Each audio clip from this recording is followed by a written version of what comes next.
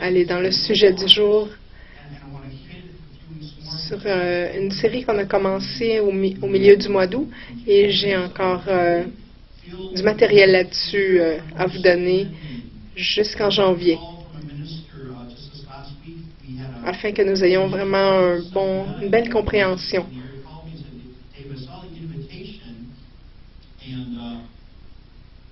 I appreciate you, but I have to admit I'm on a whole different wavelength. I'm not in this apostolic stuff, this control, this manipulation, this authoritarianism. And I said, I completely misunderstand this. J'ai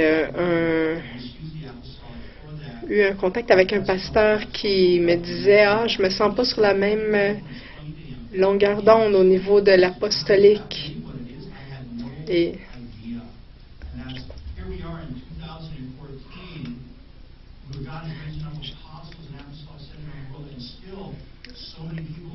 il y a beaucoup de gens qui ne comprennent pas ce que Dieu est en train de faire. Mais je ressens vraiment une pression de l'Esprit à vous expliquer, à bien comprendre, afin d'accepter ou de rejeter ce que Dieu nous appelle à être. C'est rien d'autoritaire, c'est apostolique. Vous vous souvenez, la première chose qu'on a parlé, c'était d'avoir un focus apostolique qui doit être Jésus. Ça ne doit pas être la musique ou le message, c'est vraiment Jésus, l'apôtre Jésus. Ensuite, on doit embrasser le mandat apostolique qui est envahir, occuper et transformer. Ensuite, on doit s'engager à la prière apostolique qui est pour l'avancement du royaume. Des prières de déclaration qui vont avancer le royaume dans la région. On doit aussi s'engager à la louange et l'adoration apostolique qui change l'atmosphère de la région, de la ville, en partant de nos maisons. Ensuite, je vous ai parlé la semaine dernière de l'enseignement des messages apostoliques qui enseignent comment manifester le royaume de façon externe avec des signes et miracles, les dons de l'esprit, et aussi de le manifester intérieurement et aussi relationnellement avec Jésus et les gens qui nous entourent. On doit les communiquer, ces choses qu'on apprend. L'enseignement apostolique est centré sur la Bible. J'espère que vous vous rappelez l'enseignement de la semaine dernière de Glenn Blickney qui a parlé de la gloire de Dieu. C'était tellement une fondation importante à propos de comment la gloire de Dieu est reliée au salut. Donc, l'enseignement apostolique bâtit des fondations, persuade les gens, amène les gens en alignement avec la volonté de Dieu et donne des habiletés pratiques afin que chaque personne soit complètement apte à faire tout ce que Dieu l'appelle à faire. Aujourd'hui, je vais vous parler d'un leadership apostolique. Les gens doivent guider. Je pense que Glenn en a parlé la semaine passée, qui disait, il y a un parole prophétique qui disait, le prochain mouvement de Dieu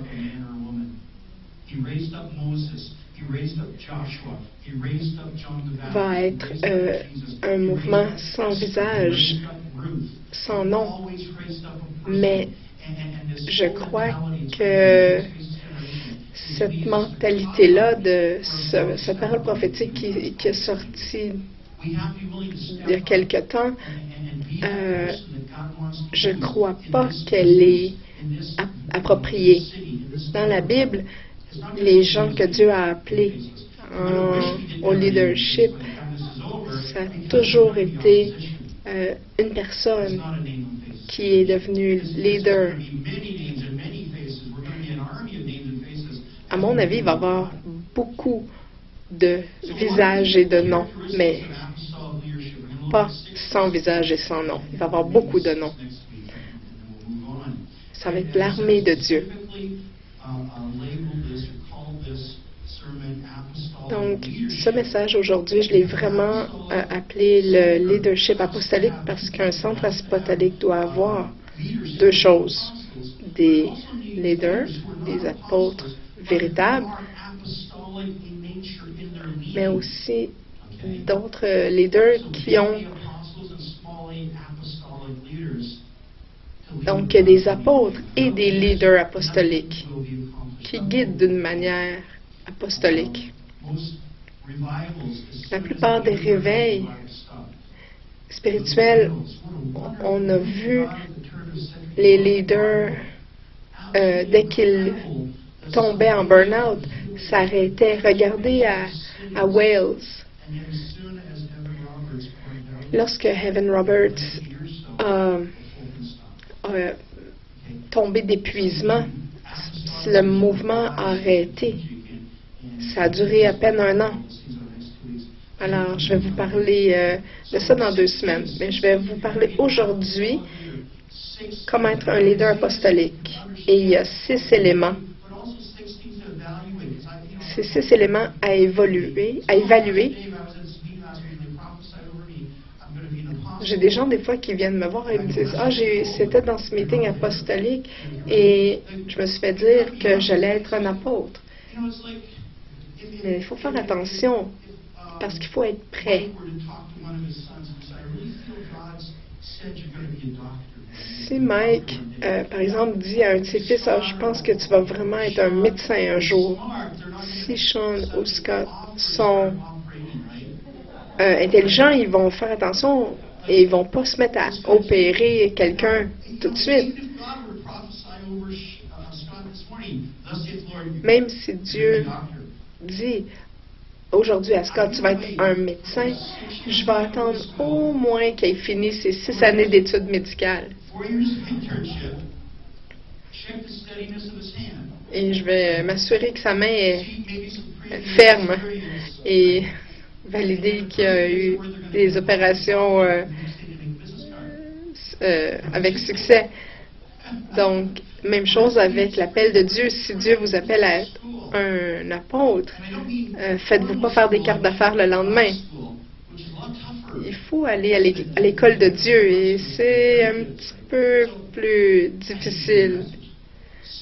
Donc, il y a 6 caractéristiques de leader apostolique. Il représente.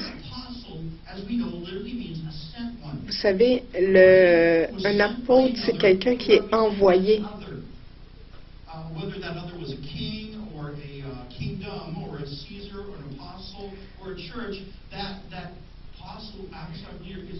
Si ce leader apostolique est envoyé, il est envoyé pour représenter le royaume de Dieu.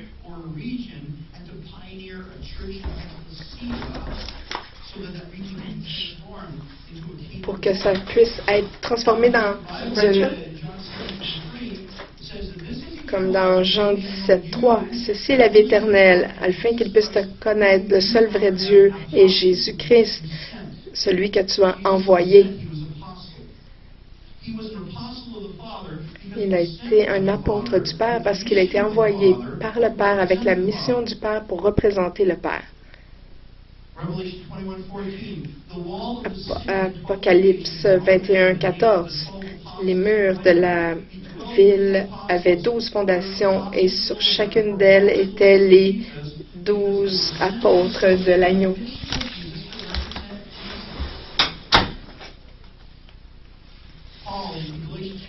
Paul dans Galates 1:1, c'est un Paul apôtre envoyé, non par des humains ni par l'entremise d'un être humain, mais par Jésus-Christ et Dieu le Père qui l'a réveillé d'entre les morts.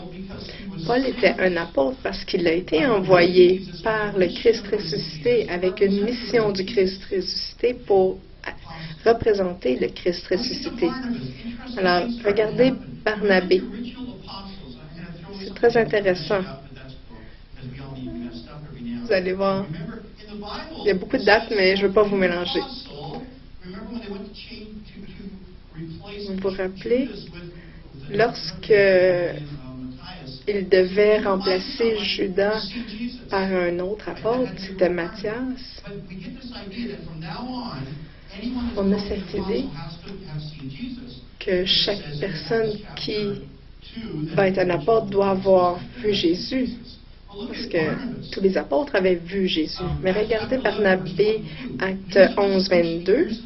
La nouvelle parvint aux oreilles de l'Église de Jérusalem et on envoya Apostello, Barnabé, en lui demandant de passer à Antioche. Barnabé était un apôtre, mais il n'a pas été envoyé par l'apôtre Jésus et sa mission pour représenter Jésus. Mais plutôt, il a été un apôtre de l'Église de Jérusalem, envoyé à Jérusalem pour représenter l'Église de Jérusalem. Il a été envoyé à Antioche, pardon. Regardez Actes 13, versets 1 à 5. Dans l'Église d'Antioche, il y avait des prophètes et des enseignants, Barnabé et Saül. Alors, après avoir jeûné et prié, ils posèrent les mains sur eux et les laissèrent partir.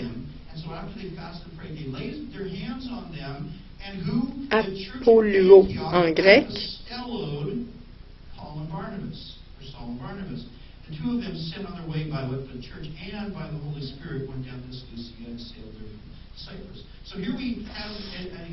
Donc ici, on a un exemple de Barnabé qui était un apôtre, pas apostello par Jésus, mais plutôt, après avoir servi 12 ans à Antioche, il a été apostello par l'Église d'Antioche. Il a aussi été envoyé quand même par l'apôtre Jésus après l'avoir rencontré. Un leader apostolique ne peut jamais dire « mon ministère » parce qu'il est envoyé par quelqu'un d'autre pour les représenter.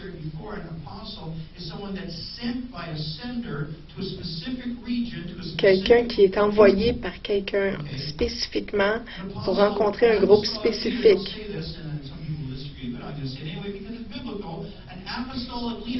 Un leader apostolique qui n'est pas envoyé n'est pas un apôtre, parce qu'un apôtre, par définition, est toujours envoyé.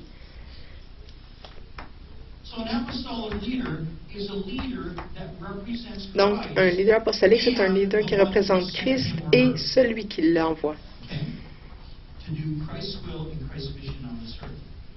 Pour faire la mission de Christ sur terre. Ils représentent. Ils n'ont pas de ministère. Ils représentent le ministère de quelqu'un d'autre.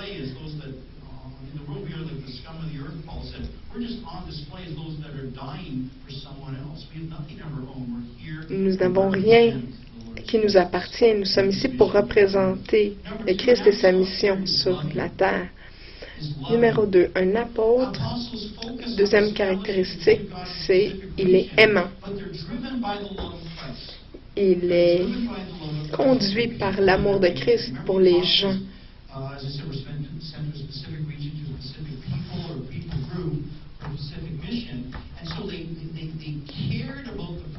Il est envoyé auprès d'un groupe spécifique de personnes et il a à cœur ces gens et leur salut. Cet amour-là ne peut pas être expliqué en termes humains. C'est un amour divin qui est déposé en leur cœur. Regardez Philippiens, versets 3 à 8. Je remercie mon Dieu chaque fois que je pense à vous. Toutes les fois que je prie pour vous, je le fais avec joie. Il est bien juste que j'ai de tels sentiments envers vous tous. Je vous porte en effet dans mon cœur. Dieu m'en est témoin. Je vous aime tous avec la profonde affection de Jésus-Christ.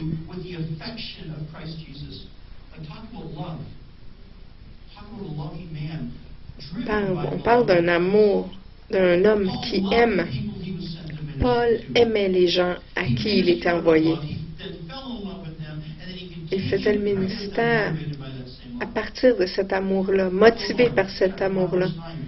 Regardez Philémon 1, verset 9. Je préfère t'adresser une demande au nom de l'amour.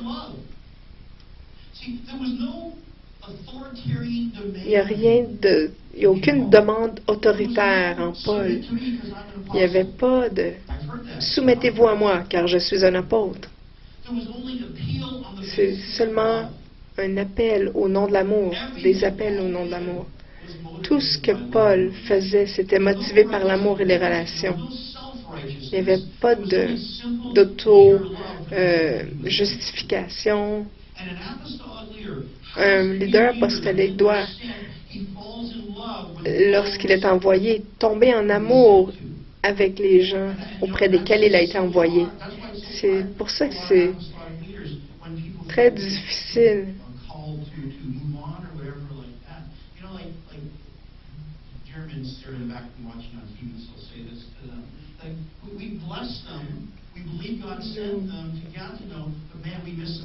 Bénissons Jeremy et sa femme, mais ça m'attriste de voir qu'il va partir à Gatineau. Je connais sa femme depuis qu'elle a 5 ans. Il y a cet amour qui sort de leur cœur pour cette région.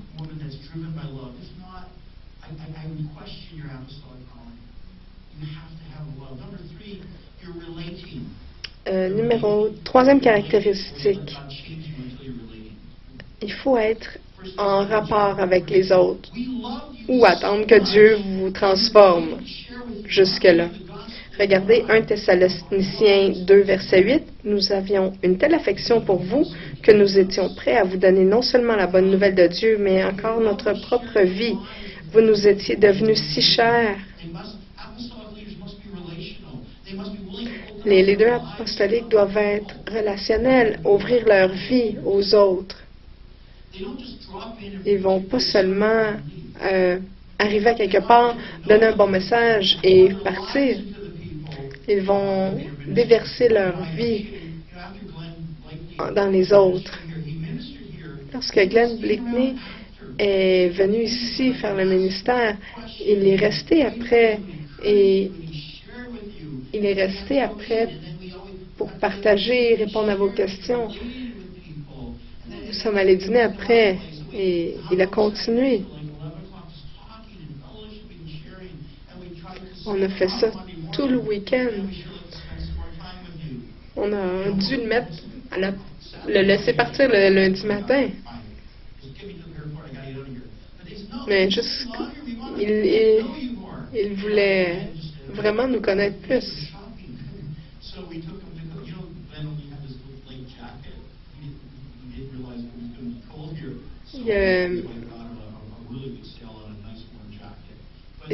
On les a même amenés magasiner parce qu'ils avaient seulement un petit manteau court, pas assez chaud pour le temps de l'année.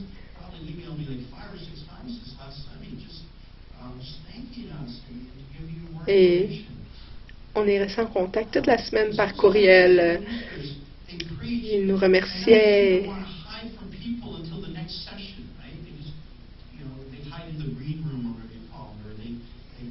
C'est contraire à certains leaders que tristement, ils se cachent entre deux rencontres.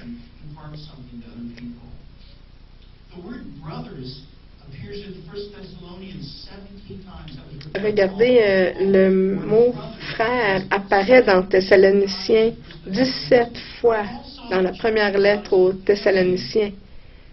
not just the family of God, but also as his own family. He actually Paul voyait my family now is cette Église comme sa famille. I want to embrace you as the family. In 1 Thessalonians 2:7, Regardez 1 Thessaloniciens 7, carrying 2, 7. Nous avons fait preuve de douceur parmi vous comme une mère qui prend soin de ses enfants. with each of you as a father deals with his own children. Et dans 1 Thessaloniciens 2, 11, vous savez que nous avons agi avec chacun de vous comme un père avec ses enfants. Because he saw them as children, your children, and just the love in your L'amour était maternel et paternel à la fois. son and father to God. 1 Thessalonians chapter 2, verse 8. Regardez avec quelle affection tendre il parlait, il leur communiquait. Dans 1 Thessaloniciens 2, 8 et 3, 6, vous nous étiez devenus si chers, nous désirons vous revoir. As he wrote the letter back to the Thessalonians, because those believers were so dear to him. Ces croyants étaient très chers à son cœur. Relational. Un leader apostolique doit être en relation, Relationship. And so you can't just say, well, I'm an apostle. en faire une priorité. People and Passer du temps avec les gens, s'ouvrir à eux. people. I had a hip pull starting morning. J'avais un mal de tête samedi matin et And also receive, right? It was c'était un gros rhume de cerveau en fait. Et j'ai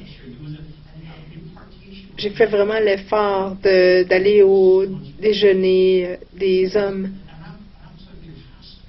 pour écouter, partager et donner. La quatrième caractéristique d'un leader apostolique, c'est quelqu'un qui se sacrifie, qui offre sa vie. Si on regarde l'exemple de Jésus, regardez dans Jean 10, 11, Jésus dit, « Je suis le bon berger est prêt à donner sa vie pour ses brebis. » It says he lays down his life for the sheep. There's a sacrificial Il y a ce sacrifice de son cœur qui dit, « Je vais être prêt à faire tout ce que ça prend pour te donner tout ce que j'ai. » Les 11 apôtres originaux, sauf Jean, et ceux-ci, en plus de Paul, sont tous morts martyrs pour leur ministère, leur foi. Regardez Acte 20, 24. Mais ma propre vie ne compte pas à mes yeux. Ce qui m'importe, c'est d'aller jusqu'au bout de ma mission et d'achever la tâche que m'a confiée le Seigneur Jésus. Proclamer la bonne nouvelle de la grâce de Dieu. Ma vie ne m'importe peu. Ce qui est important, c'est le message que Dieu m'a donné. Je veux vous partager, vous transmettre ceci. When we were with you, we kept telling you we would be persecuted. And it turned out that way, as you well know. He's saying, we knew in advance we were going to be persecuted. Regardez comment un leader apostolique doit être prêt à faire face à la persécution dans 1 Thessaloniciens 3, verset 4. En effet, lorsque nous étions encore auprès de vous, nous vous avons prévenu que nous allions être persécutés. C'est ce qui est arrivé, vous le savez bien. Regardez 1 Thessaloniciens 3, 7. Ainsi, au milieu de toutes nos détresses et de toutes nos souffrances, nous avons été réconfortés à votre sujet, frères, grâce à votre foi.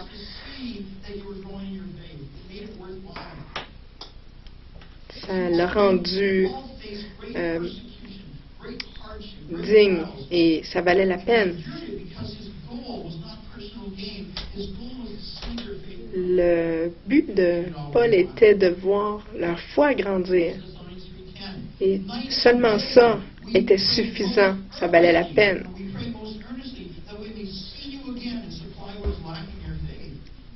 Un leader apostolique doit être engagé à compléter son devoir. Regardez 1 Thessaloniciens 3, 10.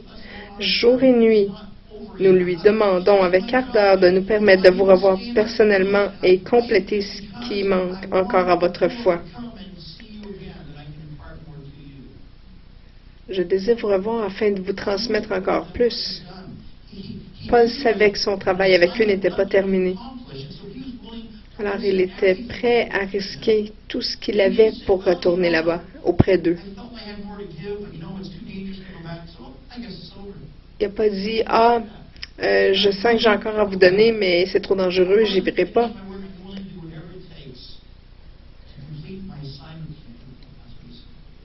Il était vraiment engagé à compléter son devoir auprès d'eux.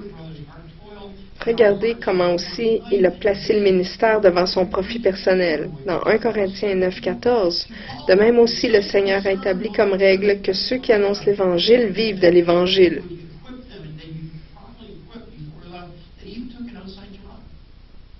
Il s'est assuré qu'ils étaient complètement équipés.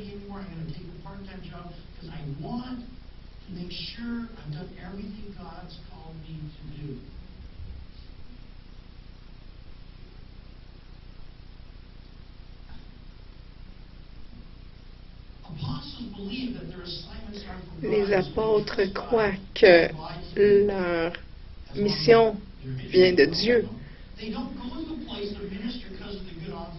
Alors, ils ne vont pas à quelque part pour faire le ministère à cause des profits qu'ils peuvent en faire, des offrandes qu'ils vont recevoir.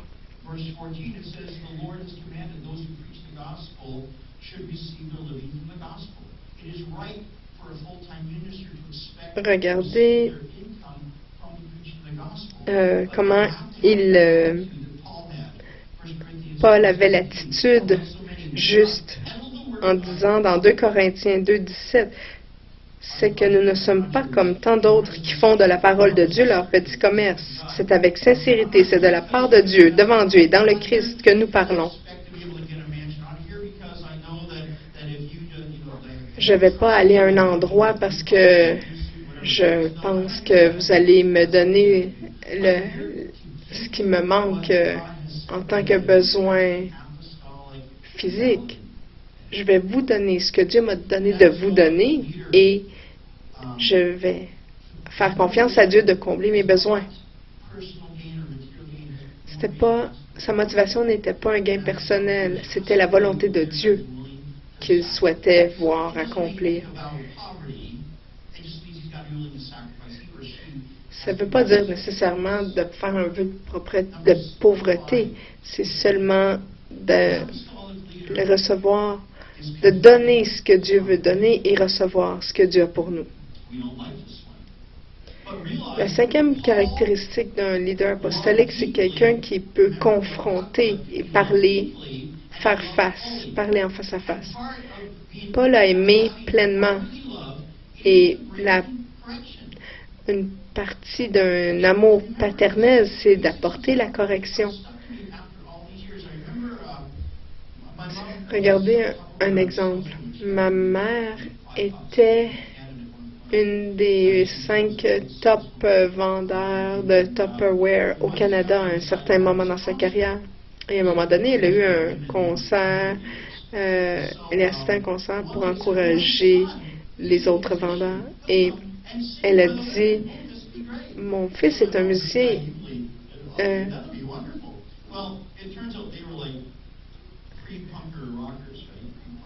Il y a une femme qui a dit, je vais inviter mon fils, il est musicien. Et c'était un groupe punk.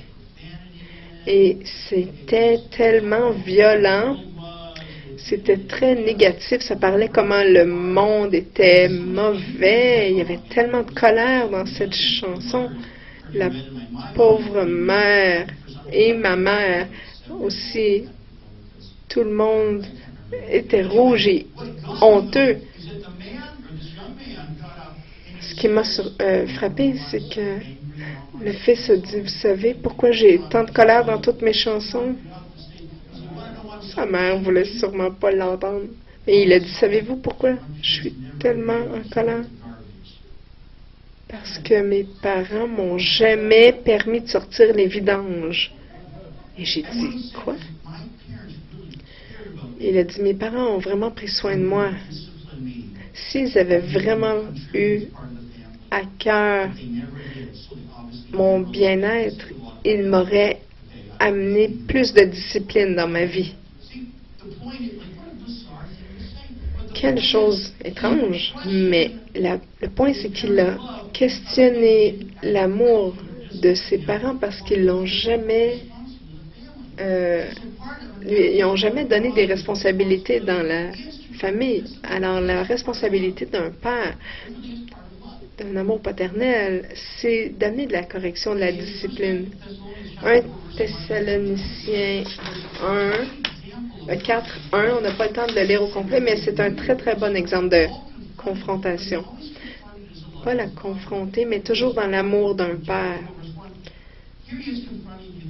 Regardez 1 Thessaloniciens 4:1, nous vous le demandons en vous suppliant au nom du Seigneur Jésus. Il n'y a aucune menace là-dedans, c'est un appel. C'est une confrontation remplie de grâce. Regardez 1 Thessaloniciens 4, verset 10. Mais nous vous exhortons, frères, à faire mieux encore. Paul n'a jamais utilisé la colère, la manipulation, la domination, les menaces. Tout ce qu'il a fait, c'était de diriger avec un amour apostolique fort. J'ai un ami qui, je crois, va être un leader apostolique. Et à un moment donné, il a fait un centre pour les hommes sans-abri. Et j'ai travaillé pour lui quelques week-ends. J'étais près de lui lorsque cet homme venait à l'abri.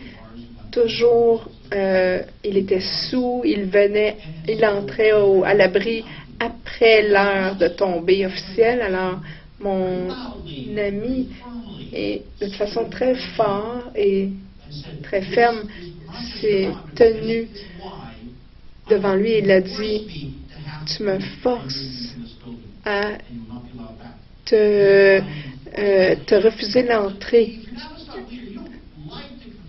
parce que tu ne respectes pas les règles. En tant que leader apostolique, c'est jamais joyeux de confronter, mais à un moment donné, il vient un point où on n'a pas le choix. Et il lui a dit, mon ami, tu n'es plus le bienvenu ici. Et l'homme a dit, je refuse de m'en aller. Il a croisé ses bras. Alors mon ami, qui est assez fort, l'a pris, il l'a déposé sur le trottoir. C'était un ex-policier, il était quand même assez fort, mais il l'a enlevé. Et il a dit, si tu reviens, je vais devoir appeler la police. Et j'ai vu mon ami revenir. Il a passé dans son bureau, barré la porte et je l'ai entendu pleurer pendant 30 minutes et je l'entendais dire, Seigneur, je suis tellement triste d'avoir dû faire ça. Dieu, il a le potentiel et tout.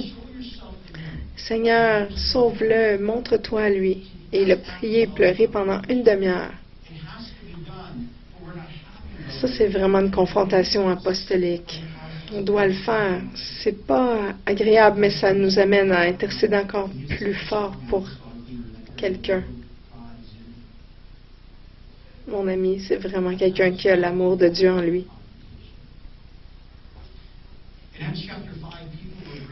Regardez comment les apôtres, les leaders apostoliques peuvent parler courageusement. Dans Actes 5, versets 3 et 4. Alors Pierre lui dit, Ananias, pourquoi Satan a-t-il pu s'emparer de ton cœur? Tu as menti au Saint-Esprit et tu as gardé une partie de l'argent rapporté par ce terrain. Avant que tu le vendes, il était à toi. Et après que tu l'as vendu, l'argent t'appartenait, n'est-ce pas? Comment donc as-tu pu décider de commettre une telle action? Ce n'est pas à des hommes que tu as menti, mais à Dieu.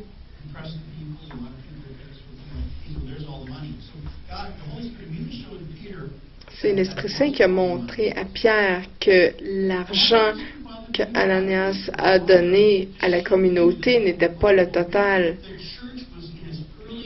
en dépit de ce que Ananias avait dit.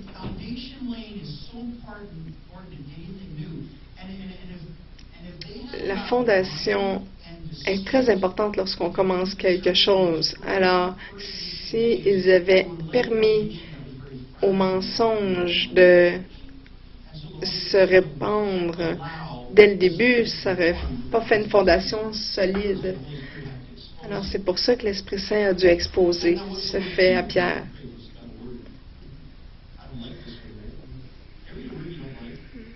Je viens de recevoir une parole, j'aime pas beaucoup, mais on a eu une fois un Rick Allen qui est venu ici, qui a prophétisé devant les gens. Et là, il s'est arrêté et il est venu me partager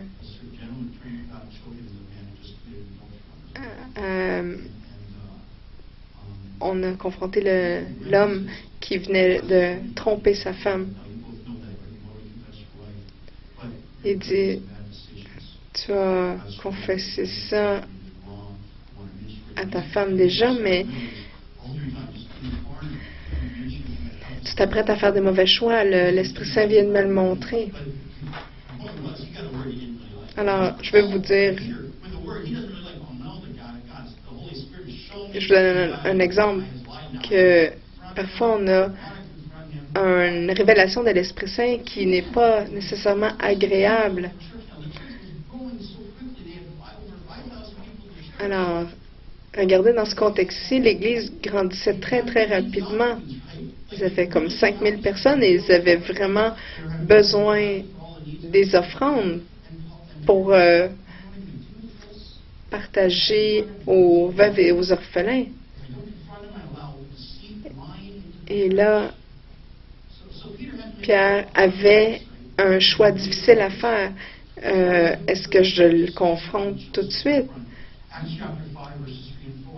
Et c'est ce qu'il a fait. En confrontant Ananias qui a vendu ce terrain,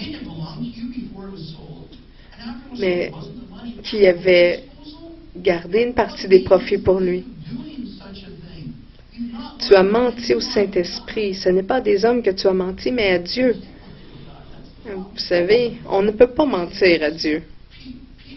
Pierre était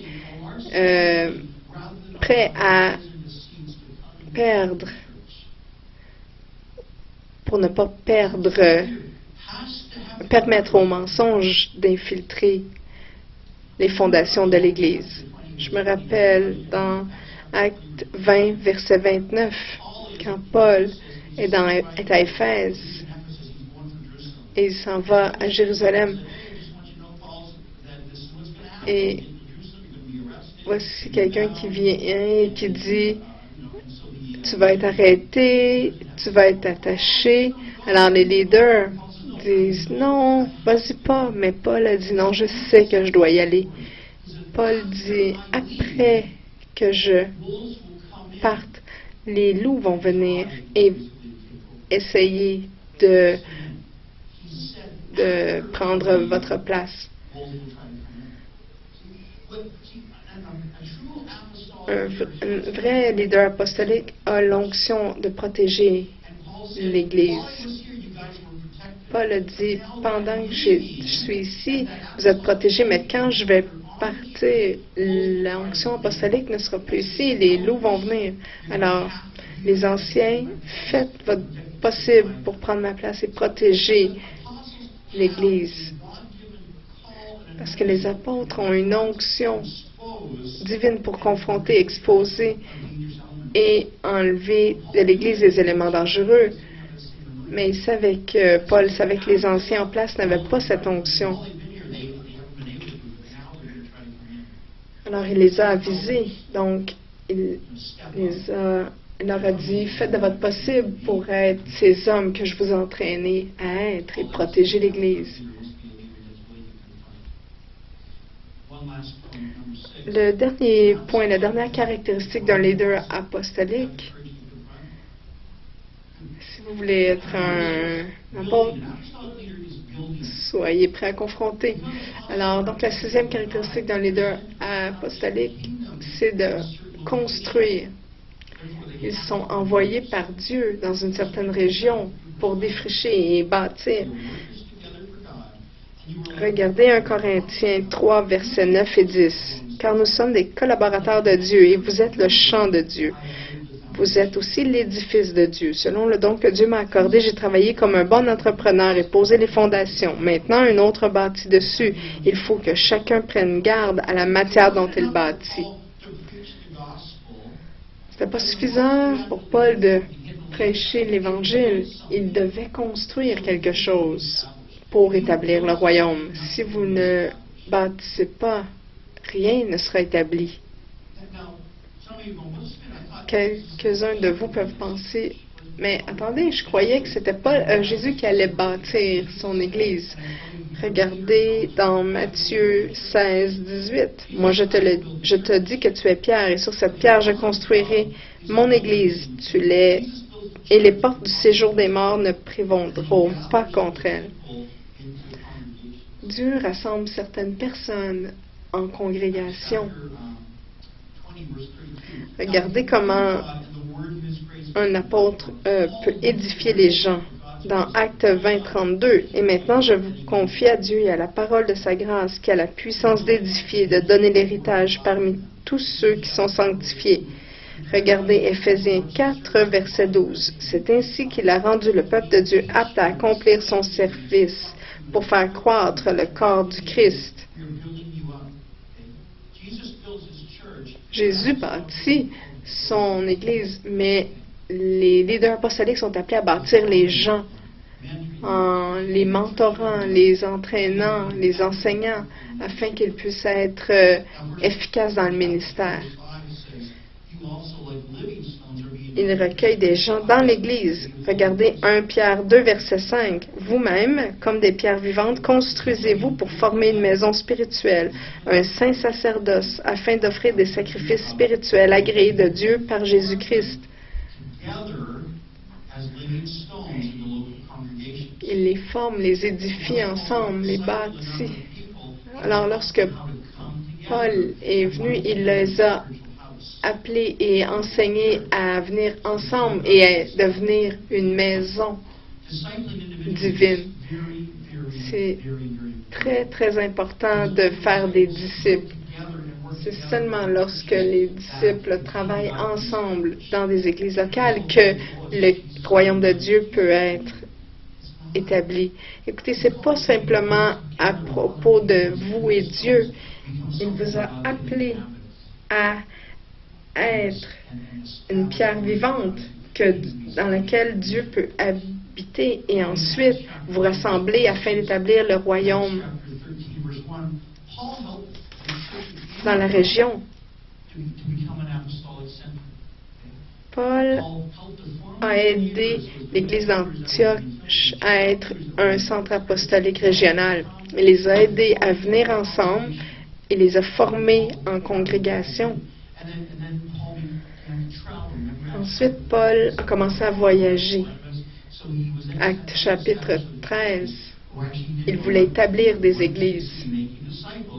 Il est allé de ville en ville pour former d'autres centres apostoliques.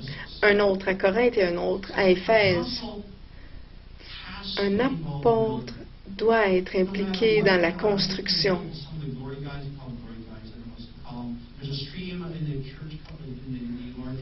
Il y a un courant dans l'Église qui parle des sermons de gloire.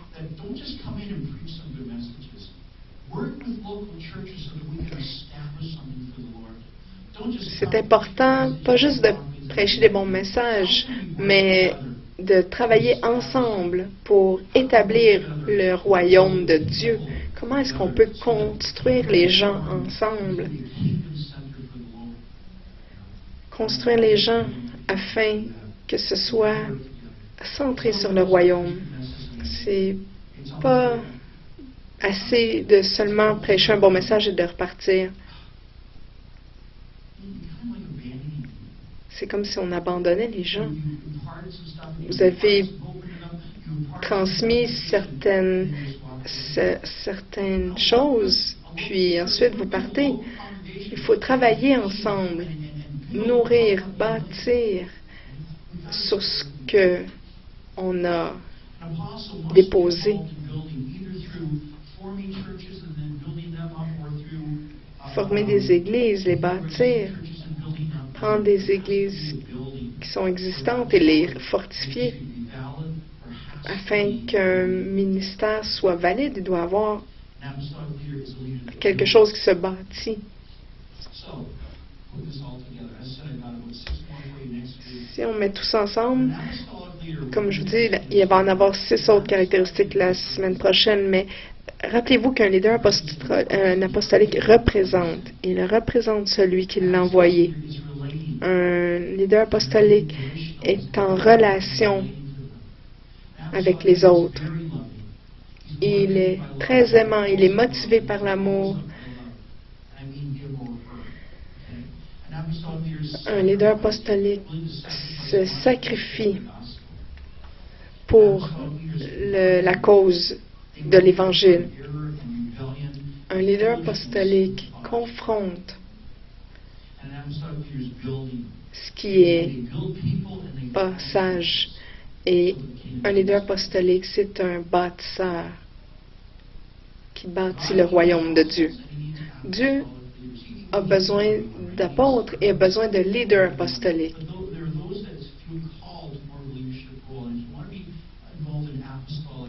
Si vous désirez être impliqué dans un leader apostolique, vous devez répondre à certaines questions. La première, est-ce que je représente Jésus et son royaume partout où je vais, ou je suis là pour mon gain personnel et mon profit personnel? Est-ce que je me représente moi-même? Deuxième question, est-ce que vous êtes en relation ou vous aimez mieux éviter les gens et que vous trouvez difficile d'accepter les gens? Troisième question, est-ce que vous aimez vraiment les autres ou vous trouvez ça difficile d'accepter leurs différences? Si vous êtes intimidé par d'autres personnes, je questionne un appel apostolique parce que les apôtres sont appelés à travailler ensemble. La cinquième question, est-ce que vous êtes prêt à vous sacrifier ou vous abandonner facilement? Pardon, c'est la question 4. Et question 5, êtes-vous prêt à affronter, confronter ce qui est nécessaire dans les mauvais comportements et ou vous laissez passer? Et le 6e, êtes-vous quelqu'un qui bâtit quelque chose et que vous laissez quelque chose de solide derrière vous? Alors, si vous vous dites aujourd'hui, Pasteur Dave, je ne suis pas un leader apostolique. Savez-vous en passant que tout ça, ces 6 caractéristiques qu'on vient de voir sont très représentatives de tout entrepreneur qui a une entreprise à lui? Alors, pourquoi est-ce que vous ne vous verriez pas comme un entrepreneur pour le royaume de Dieu? Si vous avez déjà eu le désir de partir de votre propre entreprise, voici les conditions, les qualités que vous aurez besoin. Alors, est-ce que vos yeux sont ouverts? Ne soyez pas apeurés. Comme on a chanté ce matin, maintenant je m'abandonne. Je vais vous mettre au défi de vous soumettre à l'école de leadership de Dieu. C'est pas facile. Mais comment est-ce qu'on peut entrer dans cette école? La première condition, c'est de se soumettre et s'abandonner à Dieu et de dire à Dieu, enseigne-moi tout ce que j'ai besoin pour être l'ambassadeur que tu m'appelles à être, pour répondre à ton appel. pour entrer en relation avec les gens et les aimer. Leadership is not Le leadership, c'est pas du tout une position. Et c'est une idée qui est folle. C'est pas un titre, c'est beaucoup plus qu'un poste ou un titre. Le leadership, c'est de développer une force de caractère. C'est vraiment de devenir à l'image de Jésus. Alors qu'on développe et qu'on sacrifie ces choses-là, on meurt à ces choses-là. C'est comme ça qu'on peut être vraiment un représentant de Christ. Est-ce qu'on peut se lever ensemble? J'aimerais prier pour vous et j'apprécierais si vous pouvez mettre votre main sur votre cœur. Assurez-vous qu'il bat en premier. Deuxième chose, le cœur représente l'essence de notre vie, le centre de notre vie. Je crois que l'Église régionale va devenir quelque chose de merveilleux, mais ça va demander des femmes et des hommes de Dieu qui sont forts.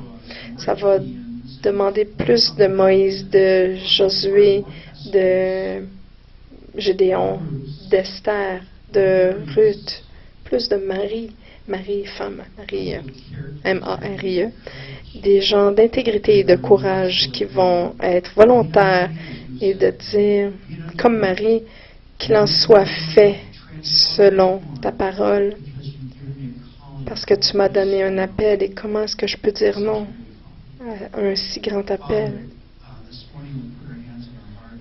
Père, ce matin, on met notre main sur notre cœur. On m'avait déjà dit ce matin, je me soumets.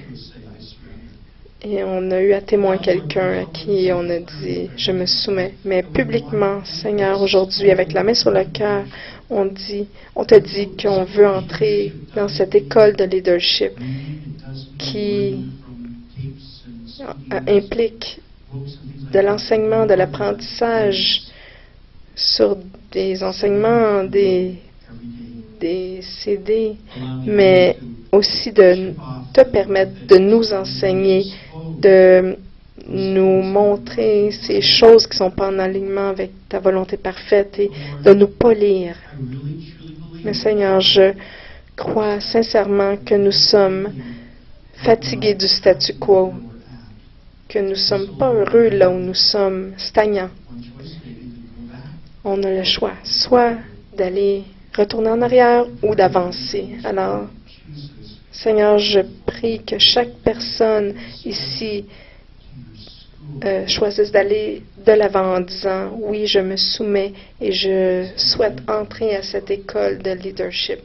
Alors, prenons une minute pour parler au Seigneur de ça. Pour éliminer tous les je ne sais pas, ou les oui mais, ou les peurs qui sont rattachées à ça.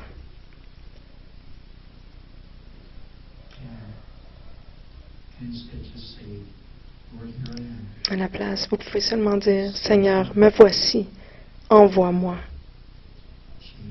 change-moi, moule-moi, brise-moi, afin que je puisse devenir l'homme ou la femme que tu m'appelles à être pour la gloire de ton évangile et la gloire de ton royaume. Dans le nom de Jésus. Amen.